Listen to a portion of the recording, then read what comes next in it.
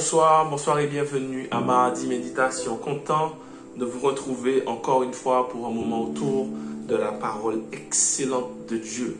Notre texte se trouve ce soir dans Exode au chapitre 13, Exode 13, et ces deux versets, le verset 17 à 18. Exode 13, 17 à 18. Je lis. Lorsque Pharaon laissa aller le peuple, Dieu ne les conduisit point par le chemin du pays des Philistins, quoique le plus proche, car Dieu dit, le peuple pourrait se repentir en voyant la guerre et retourner en Égypte. Mais Dieu fit faire au peuple un détour par le chemin du désert vers la mer Rouge. Les enfants d'Israël montèrent en armes hors du pays d'Égypte. Prions. Seigneur, ce soir, une fois de plus, dirige-moi dans ta parole. Fais du bien à tous ceux qui écoutent. Retire ce qui ne te glorifie pas dans le nom de Jésus. Amen. Le titre de la méditation de ce soir, c'est « Le chemin le plus long ». Le chemin le plus long. Je ne sais pas pour vous, mais juste prononcer le titre de la méditation, ça me met déjà une manière. Le chemin le plus long. Enfin bref, c'est ce que nous voyons ce soir avec ces deux versets. Le contexte ici, c'est-à-dire ce qui se passe au moment du passage, Moïse a obtenu la délivrance du peuple d'Israël. Le peuple était en esclavage en Égypte depuis des siècles et Moïse, avec l'aide de Dieu, ou plutôt Dieu, avec l'aide de Moïse, a envoyé les 10 plaies sur Pharaon et sur l'Égypte. Pour que Pharaon laisse le peuple partir, il a fallu de la 10e plaie et Pharaon a dit « Partez, partez, partez ». C'est ça notre contexte pour nos deux versets ce soir. Et juste au moment où il parle, l'auteur du livre d'Exode, Moïse lui-même, nous dit en quelques versets que Dieu les a fait partir, c'est bien, gloire à Dieu, etc. Mais Dieu les a fait prendre le chemin le plus long. Le chemin le plus long. Si j'avais une carte, j'aurais pu vous montrer, ça m'a fait penser à Zoom, bref, si j'avais une carte, j'aurais pu vous montrer, au lieu de faire une ligne droite, on va dire que Dieu leur a fait faire un triangle. Ils sont descendus pour remonter encore. Ils ont tourné en rond dans le désert, ensuite ils sont arrivés. Mais en gros, un triangle. Dieu les a fait descendre le long du chemin au lieu d'aller tout droit, direction le nord. Concrètement, sortir d'Égypte pour aller vers Canaan, c'était vraiment, mais vraiment une ligne droite. Il y avait une route qui était déjà tracée, qui était déjà correcte, qui était correcte du moins, et elle sortait d'Égypte pour monter vers Canaan. La route était déjà là. En fait, une route qui passait aussi par le pays des Philistins. Des commentateurs vont dire qu'il aurait fallu 10 jours. En 10 jours, on sortait d'Égypte et on arrivait à Canaan. Bon, il y en a d'autres qui disent en 3 jours. Mais enfin bref, cette route était déjà là. On l'appelle aussi, certains l'appellent la route, le chemin de la mer. Donc si le peuple avait pris cette route, il aurait eu de l'eau, il aurait eu de la nourriture, il aurait eu, comme tout bon voyageur, tout ce qui est nécessaire, tout ce qu'on trouve sur un passage, sur une route officielle. Et à chaque fois, il y avait des villes. Donc, le nécessaire était là. On dit que dans le pays des Philistins, il y avait 5 grandes villes. Donc, une route, 5 grandes villes. Donc, une route avec des villes tout au long du chemin où on peut trouver à boire, on peut trouver des vivres tout au long du voyage. Mais Dieu leur a fait faire un détour. Il leur a donné le plus long chemin. Je ne sais pas si vous imaginez, mais là je vais parler aux Martiniquais. Imaginez, tu es à Fort-de-France et tu dois monter à Rivière-Pilote. Normalement, sur Fort-de-France, je cherche la rocade. Je prends l'autoroute, ce qu'on appelle l'autoroute si on veut, et je vais tout droit, je passe près de l'aéroport, je fais du COS, j'arrive à Rivière-Salée, c'est tout droit Sainte-Luce, et boum, j'arrive à Rivière-Pilote. C'est ligne droite. Mais imagine ton chauffeur. On sort de Fort-de-France, il prend la rocade, mais il prend direction la redoute. Et là, il fait tout par derrière. Il fait par derrière le chemin qui t'amène vers la Minard. Et finalement, ça t'amène à Saint-Joseph. Pour finalement redescendre sur le Lamentin. Et là, sur le Lamentin, il passe devant l'aéroport. Il reprend le reste du bout de l'autoroute. Et il fait tout droit. Mais au lieu de prendre tout droit direction Rivière-Salée, il remonte dans du COS. Il monte dans du COS. Il fait comme s'il va au Saint-Esprit. Pour ceux qui savent, je parle au martiniquais, désolé pour les autres.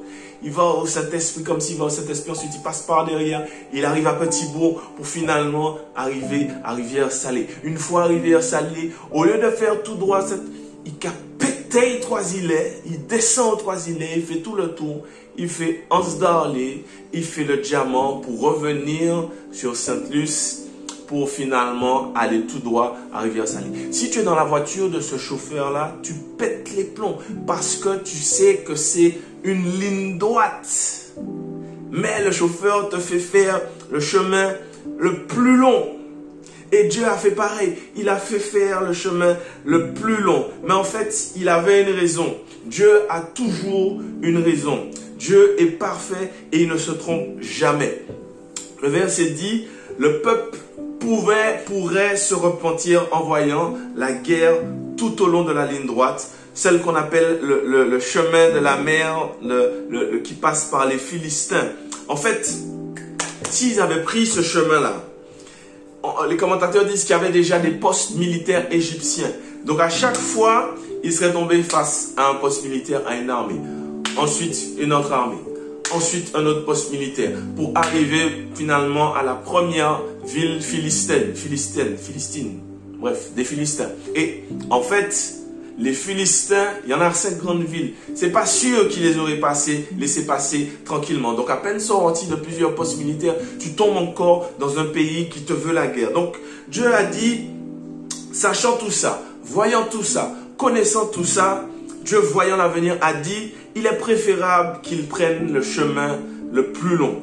Même si c'est le chemin le plus long, c'est le chemin le plus bénéfique. Même si c'est le chemin le plus long, c'est le chemin le plus avantageux. Même si c'est le chemin le plus long, c'est le chemin le plus fructueux. Ce soir, Dieu dit à quelqu'un qui trouve que sa vie a une certaine lenteur, que sa vie prend trop de temps, que sa vie passe par un chemin qui est long, que sa vie passe par trop de péripéties, que sa vie passe par un chemin trop étroit. Ce soir, je viens te dire, Dieu vient te dire que ce chemin est bénéfique pour toi. Il est avantageux pour toi. Tu ne le vois peut-être pas, mais demain, tu verras. Jésus a bien dit, Matthieu 7, 14, entrez par la porte étroite, car large est la porte, spacieuse est le chemin qui mène à la perdition. Il y en a beaucoup qui y rentrent par là, mais étroite est la porte, resserré le chemin qui mène à la vie. Il y en a peu qui le trouvent. Dieu te fait passer peut-être par un chemin compliqué, par un chemin long, par un chemin difficile, mais pour toi, c'est le seul chemin qui amène à la vie. C'est peut-être un chemin de privation, c'est peut-être un chemin d'interdiction, c'est peut-être un chemin compliqué, mais pour toi, c'est le seul chemin qui amène à la vie. Ce soir, il y a quelqu'un qui se plaint de son chemin, il y a quelqu'un qui se plaint de sa difficulté. Dieu te dit, c'est pour ton bien. Demain, tu verras les faits. D'ailleurs, Dieu ne se trompe jamais. Si le peuple était passé par le chemin de la mer, il n'était pas prêt pour rentrer en guerre, il n'était pas prêt pour utiliser les armes, c'était des ouvriers, c'était des esclaves, donc il n'était pas prêt pour manier les armes, il n'était pas prêt pour faire la guerre, c'était des ouvriers même fatigués. Donc Dieu n'a pas permis qu'ils aillent face à la mort. Ton chemin difficile, ton chemin le plus long, Dieu ne permet pas que tu passes par la mort. Dieu ne va pas permettre que tu passes par la mort. Fais confiance à Dieu, même s'il est difficile, même si le chemin est long. On raconte l'histoire d'un roi. J'aime beaucoup cette histoire. C'est pour nous montrer que Dieu ne se trompe jamais. Peut-être que vous l'avez déjà entendu. On raconte l'histoire d'un roi qui ne croyait pas en la bonté de Dieu. Il avait un esclave qui en toutes circonstances disait « Mon roi, ne vous découragez pas, car tout ce que Dieu fait est parfait, il ne se trompe pas. » Un jour, il partait en chasse et en chemin faisant, une bête sauvage attaqua le roi. Son esclave réussit à tuer l'animal, mais n'a pas pu empêcher le roi de se faire mordre et de perdre un droit. Furieux et sans montrer sa gratitude pour avoir été sauvé, le roi dit « Dieu est-il bon? S'il était bon, je n'aurais pas été attaqué, je n'aurais pas perdu mon droit. » L'esclave répondit seulement « Mon roi, en dépit de toute chose, je peux seulement vous dire que Dieu est bon.